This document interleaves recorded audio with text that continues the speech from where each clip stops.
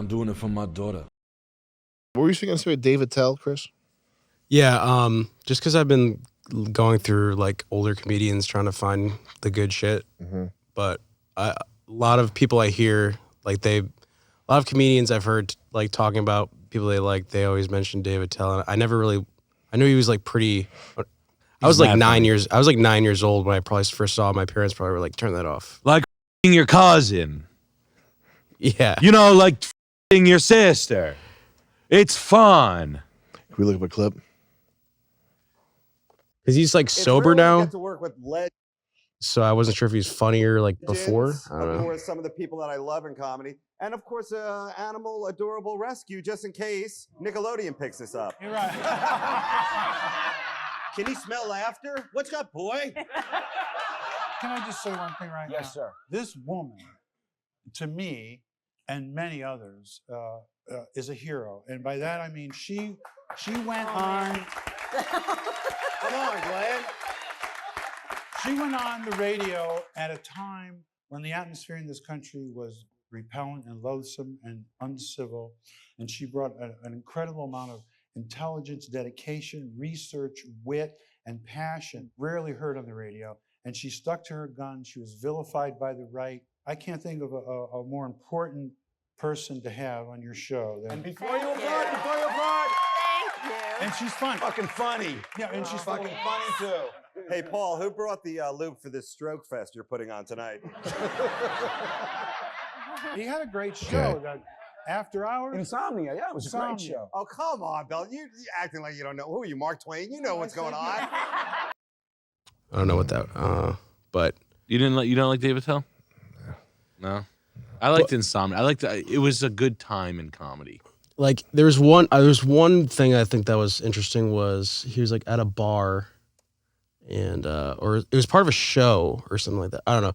It was I was just listening to some podcast, and it was like Lewis Black talking about how he went on tour with Dave Attell and Mitch Hedberg. Lewis Black. Lewis Black, Dave Sucks. Attell. Yeah, I don't really like. I Lewis Black. fucking hated Lewis Black when he was out. And I hated people who liked Lewis Black. That's like comic book guy store, know-it-all, top cop type. Oh, a lot of Lewis Black was a big hit around here with all the fucking fat idiots that would like, type of guys that would like show a girl a self defense situation and just like try to f them during it. Like fat security guard types. But But like the only people that I really know that are like good are like Norm and like I didn't really listen to much what's his name? Hicks? Bill Hicks? Yeah. Bill Hicks is a little different. You know, like Bill Hicks? what's good one? What are good stand-ups? Yeah. Anthony Jeselnik's funny. That whole thing, like the '90s, it was a less stressful time, so the comedy seems like it might be better. And the best comedians are the black comedians from that era. But the whole vibe of like coffee shop and no offense, but like New York Jews. Yeah. Like weaving intricate. Like I get the appeal. It's sort of the same thing as spoken word. It's sort of the same thing as like letting someone with a voice with an incredible timbre. Is that how you pronounce it, Chris? Yeah.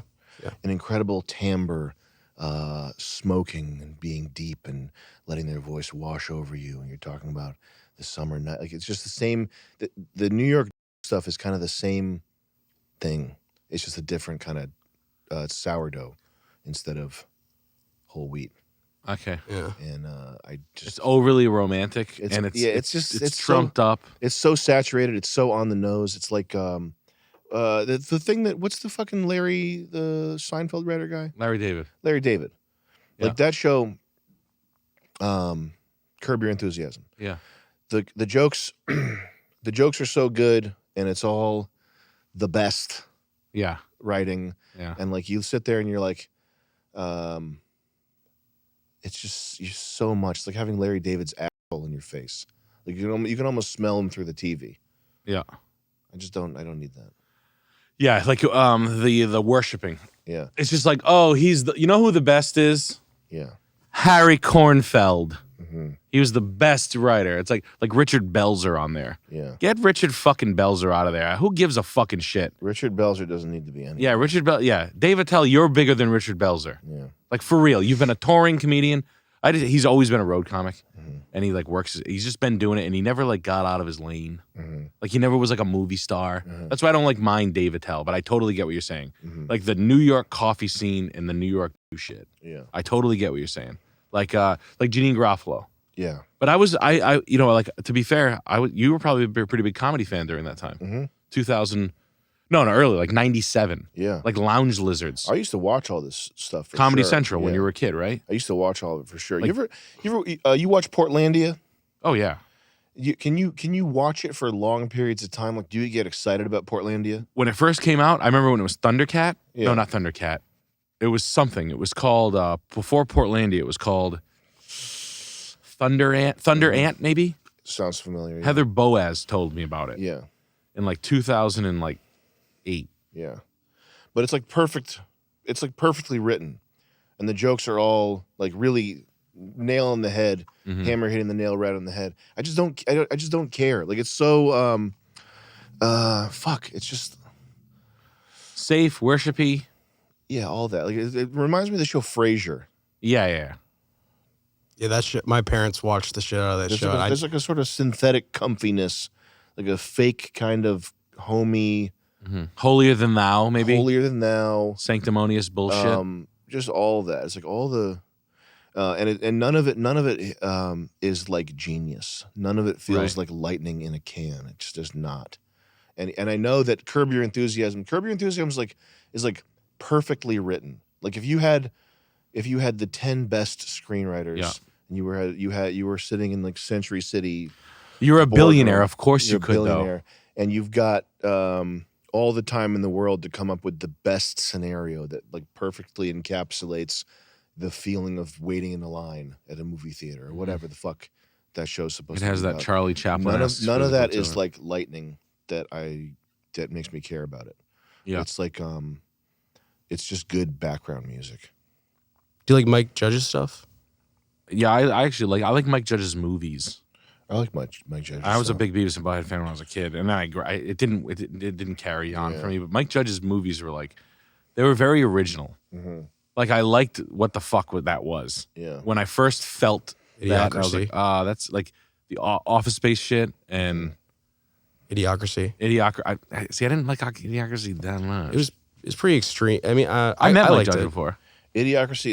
It's got some lines in it that are really funny. Really? Yeah. The movie itself kind of sucks. Like, if you want to watch a movie and go through a rising plot with a denouement and all that, it just sucks. But the individual jokes in it, you could take that movie, clip it down to 15 minutes, and have something super funny. Yeah. Well, like the stuff that like There's I'm not, you know, when Justin Long. Can you look up oh yeah, hey baby, when he's the gay guy or something. It's just Justin Long's real, and I don't even like Justin Long, but he's good. He is good. I always hated Justin Long, but I like him. Like, he's good. He never fucks up. Yeah, he's like a real actor. Justin Long, Idiocracy. Yeah, I like Justin Long. Fuck it.